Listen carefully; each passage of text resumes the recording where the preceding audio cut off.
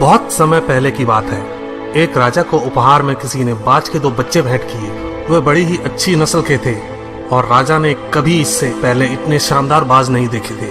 राजा ने उनकी देखभाल के लिए एक अनुभवी आदमी को नियुक्त कर दिया। जब कुछ महीने बीत गए तो राजा ने बाजों को देखने का मन बनाया और उस जगह पहुंच गए जहां उन्हें पाला जा रहा था। राजा ने देखा कि दोनों बाज काफी बड़े हो चुके थे और अब पहले से भी शानदार लग रहे थे। राजा ने बाजों की देखभाल कर रहे आदमी से कहा, मैं इनकी उड़ान देखना चाहता हूँ, तुम इन्हें उड़ने का इशारा करो। आदमी ने ऐसा ही किया।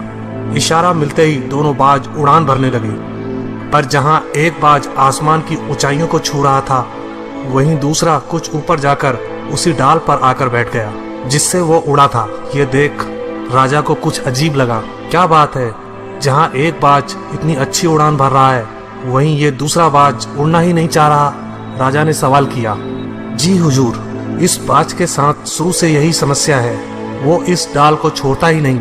राजा को दोनों ही बाज प्रिय थे और वो दूसरे बाज को भी उसी तरह उड़ना देखना चाहते थे।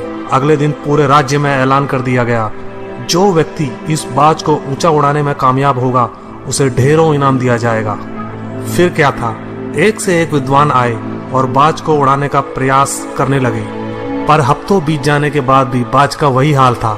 वो थोड़ा सा उड़ता और वापस उसी डाल पर आकर बैठ जाता। फिर एक दिन कुछ अनोखा हुआ। राजा ने देखा कि दोनों बाज आसमान में उड़ रहे हैं। उन्हें अपनी आंखों पर यकीन नहीं हुआ और उन्होंने तुरंत उस व्यक्ति का पता लगाने को कहा जिसने ये कारनामा कर दिखाया था। वह व्यक्ति एक किसान था। अगले दिन वह दरबार में हाजिर हुआ। उसे इनाम में स्वर्ण मुद्राएं भेंट करने के बाद राजा ने कहा, मैं तुमसे प्रसन्न हूँ, बस तुम इतना बताओ कि जो काम बड़े बड़े विद्वान नहीं कर पाए वो तुमने कैसे कर दिखाया। मालिक, मैं तो एक साधारण सा किसान हूँ, मैं ज्ञान की ज्यादा बातें नहीं जानता। मैंने तो बस वो डाल काट दी जिस पर बैठने का बाज आदी हो चुका था, और जब वो डाल ही नहीं रही तो वो भी अपने साथी के साथ ऊपर उड़ने लगा।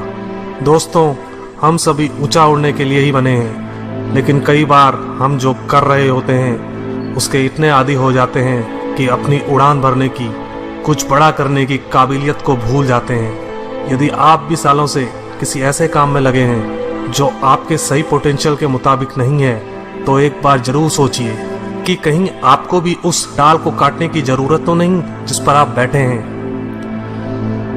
धन्यवाद दोस्तों।